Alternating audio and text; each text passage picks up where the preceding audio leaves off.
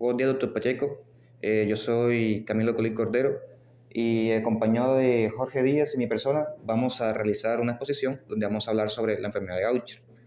Vamos a poner su fisiopatología bioquímica y un caso clínico breve al final. Para comenzar, Bueno, en primer lugar aquí pues le presento el caso clínico por medio del cual nos basamos casi en todo. Tiene como nombre enfermedad de Gaucher, diagnóstico en el embarazo, reporte de caso y consideraciones de su tratamiento en Colombia. Comencemos primero sabiendo pues, qué es la enfermedad de Gaucher. La enfermedad de Gaucher es una enfermedad autosómica recesiva que conlleva a una ausencia o deficiencia de la enzima beta-glucocerebrosidasa, también conocida como beta-glucosidasa ácida, enzima que se encarga de descomponer hidrolíticamente a la glucosilceramida en glucosa y ceramida. Como tal, la glucosilceramida este es un componente muy importante en el metabolismo de los glicosfingolípidos porque a partir de la glucosilceramida se van a formar otros glicosfingolípidos más complejos, como podemos ver aquí, como por ejemplo la lactosilceramida, los gangliósidos y los globósidos, moléculas que son muy importantes para funciones como la comunicación intercelular, la adhesión celular y también la modulación de señales, además de que participan en procesos inflamatorios. Específicamente la síntesis de la glucosilceramida, como se ve aquí, comienza en la cara citosólica del aparato de Golgi, donde una enzima llamada ceramida glucosiltransferasa convierte a la ceramida en glucosilceramida. Luego la glucosilceramida es transportada por proteínas específicas hacia los compartimientos endosomales y lisosomales, donde pues lo que hace es que se va a encontrar con una enzima llamada beta-glucocerebrosidasa, la cual la va a descomponer hidrolíticamente en glucosa y ceramida para poder continuar con ese proceso metabólico. Entonces, ¿por qué viene la importancia de descomponer la glucosilceramida? Esto se debe a que esta es una molécula que diariamente se está produciendo debido a que es un producto que se obtiene en metabolismo lipídico. Por lo tanto, si se descompone de manera continua, se va a prevenir de una acumulación tóxica de la glucosilceramida en el sistema monocito macrofágico. Además de eso, también va a promover el reciclaje celular porque pues, básicamente se está reemplazando material nuevo y también es muy importante para continuar con ese proceso metabólico. Por ejemplo, cuando se descompone la glucosilceramida, la ceramida que se obtiene es muy importante para poder formar la esfingomielina, que es importante en los procesos de producción de mielina y en la transmisión sináptica. También se forma la esfingosina, que esta se degrada en el citoplasma y forma la esfingosina 1-fosfato, la cual pues esta es importante porque modula las vías de señalización. Ahora pasemos a la etiología. Esa deficiencia o ausencia de la enzima beta-glucocerebrosidasa se debe principalmente a mutaciones en el gen que codifica esta enzima, que es el gen GBA1, localizado en la banda 21 del brazo largo del cromosoma 1, que pues esa mutación en este gen va a causar que comience a acumularse la glucosilceramida en el sistema monocito macrofágico. Este lípido se va a comenzar a acumular en los macrófagos de manera de que se van a acoplar como estructuras microtubulares bastante pequeñas que pues van a causar una disfunción lisosomal en estos macrófagos, lo que hace que pues estos comiencen a liberar citoquinas proinflamatorias en los órganos encargados del reciclaje celular, como es el caso del cerebro, médula ósea, osteoclastos, y también afecta al vaso, donde pues esas células características que se van a formar en esta enfermedad son las células de Gaucher. Como pueden observar aquí, estas tienen un citoplasma bastante voluminoso que se debe a ese acoplamiento de la glucosilceramida, lo que le da un aspecto fibrilar estriado que hace que pues sea como una especie de papel arrugado.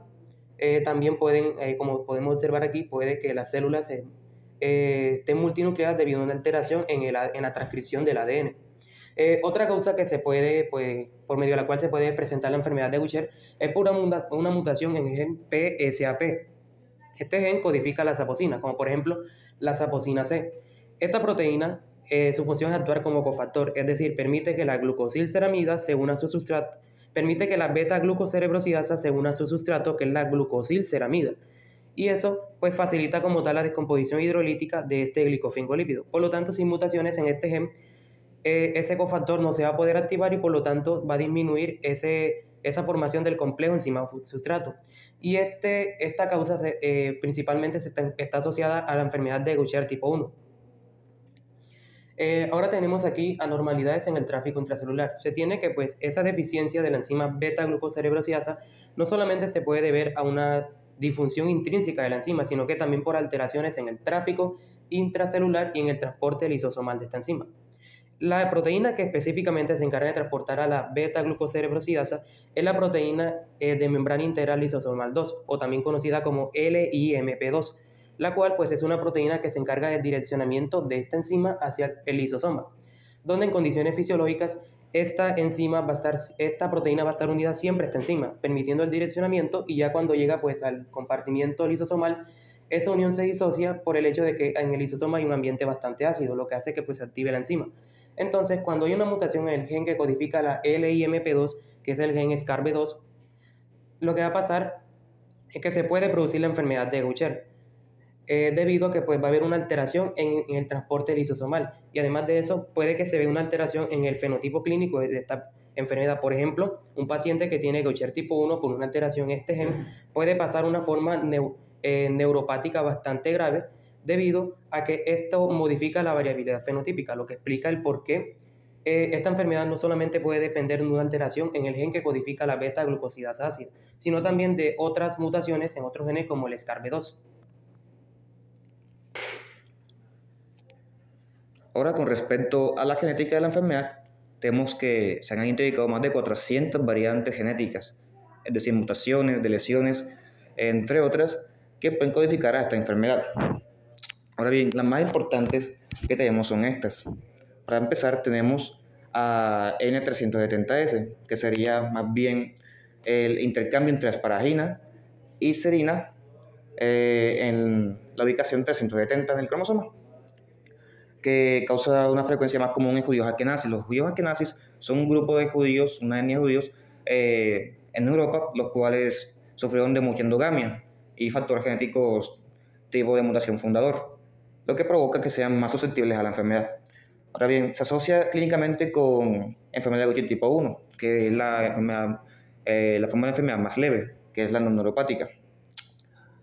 Tenemos la mutación L440P, 44P, que es más frecuencia en poblaciones europeas y codifica a enfermedad de Gaucher tipo 2 y 3. Ya más adelante vamos a hablar sobre el tipo de enfermedad de Gaucher. Tenemos la 84GG, que tiene también una alta frecuencia de judíos askenazis y codifica enfermedad de Gaucher tipo 2, que sería la más letal, pero en la variante letal de lactantes. Tenemos la IBS2 más un G, que es rara pero severa, codifica a enfermedad de Gaucher tipo 2, que es de rápida progresión neurológica, ahora más adelante la vamos a explicar. Y por último, la D4O09H, que es de baja frecuencia, pero que codifica a enfermedad de Gaucher tipo 3, con afectación cardiovascular. Ahora bien, con respecto a la clasificación clínica de enfermedad de Gaucher, tenemos que se puede clasificar en 3 tipos y 2 variantes más. Ahora bien, la enfermedad de Gaucher tipo 1 se presenta en el 90-95% de los casos, es la más común. Se caracteriza por una ausencia de la afectación neurológica, es decir, esta va a ser la menos letal, ya que no va a tener una afectación neurológica predominante. Van a predominar los síntomas hematológicos, como viene siendo la pacitopenia, síntomas viscerales y óseos. Inicia normalmente en la edad entre la niñez y la adultez. Se caracteriza por manifestaciones clínicas como bien sea la pacitopenia. La pacitopenia es este conjunto de características clínicas que involucra la anemia, la trombocitopenia y la leucopenia. Aparecen hematomas debido a la trombocitopenia, ya que la sangre no se puede coagular, y en cualquier momento podría ocurrir una destrucción vascular que manifiesta los hematomas. La hepatosplenomegalia es un síntoma bastante característico, una manifestación bastante característica en este tipo de enfermedad, ya que las células de Gaucher, que son los macrófagos y los monocitos sobrecargados de esta glucosilceramida, van a afectar morfológicamente y funcionalmente estos macrófagos y estos monocitos, los que van a liberar citoquinas proinflamatorias que se van a acumular en los tejidos, fomentando la proliferación celular en estos tejidos, principalmente en el hígado y el vaso, causando la hepatosplenomegalia.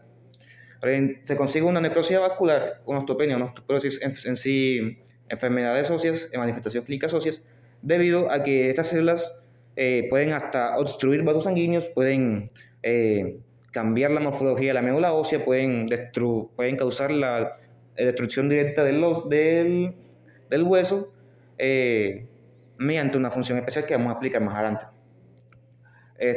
Se evidencia la enfermedad de Fanconi-Mayer, que son una manifestación clínica bastante recurrente que se puede evidenciar en radiografías, donde se consigue como una especie de mancha negra en el fémur distal.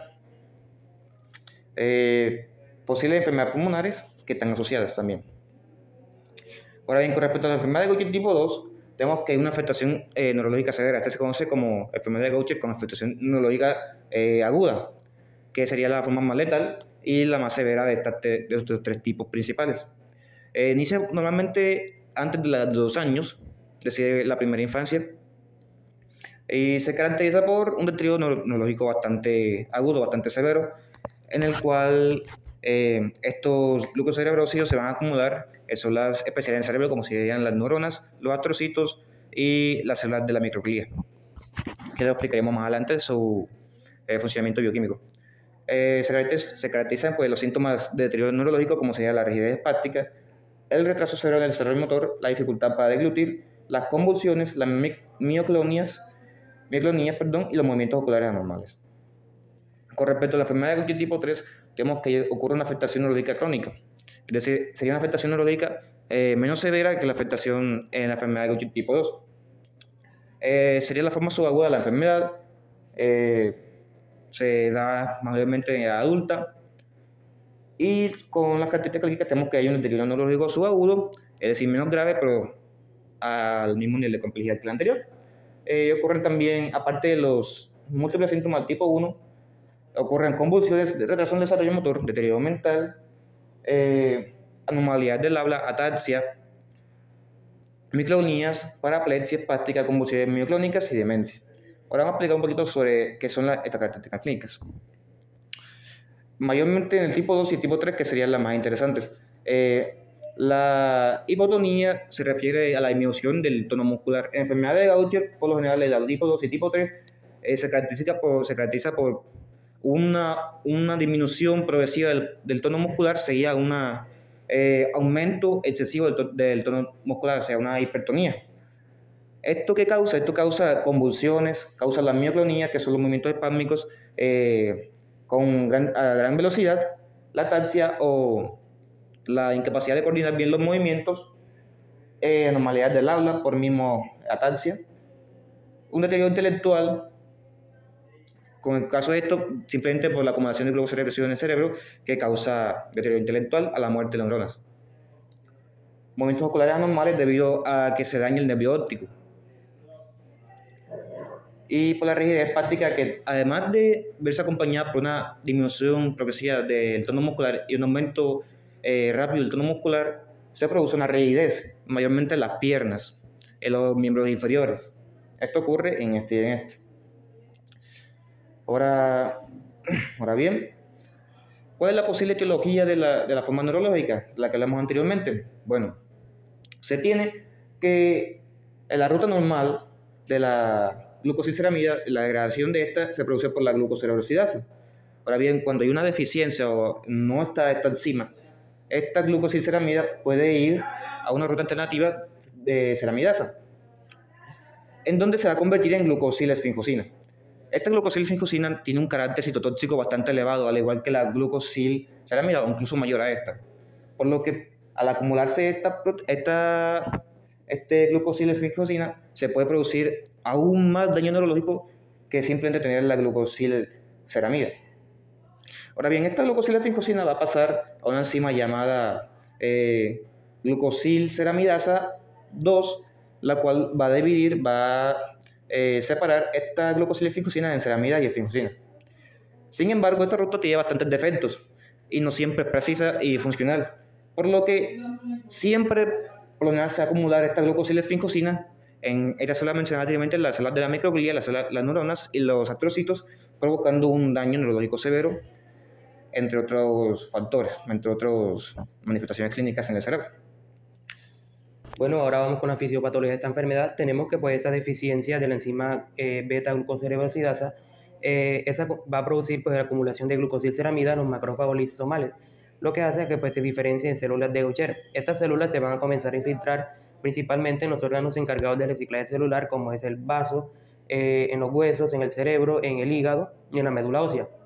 En el caso del hueso, esa infiltración de las células de Gaucher pues, va a afectar a los osteoclastos, debido a que estos son pues, los macrófagos que tiene el hueso, donde estos van a comenzar a liberar citoquinas proinflamatorias y van a causar osteopenia. La osteopenia se debe a que se produce una hiperactividad fagocitaria que hace que pues, los osteoclastos comiencen a degradar la matriz ósea, lo que hace que disminuya la densidad mineral ósea y por lo tanto que haya una mayor tendencia a sufrir fracturas crónicas. Otras afectaciones son dolor óseo crónico que se produce por necrosis vascular, que también se puede agravar cuando hay disfunción medular ósea.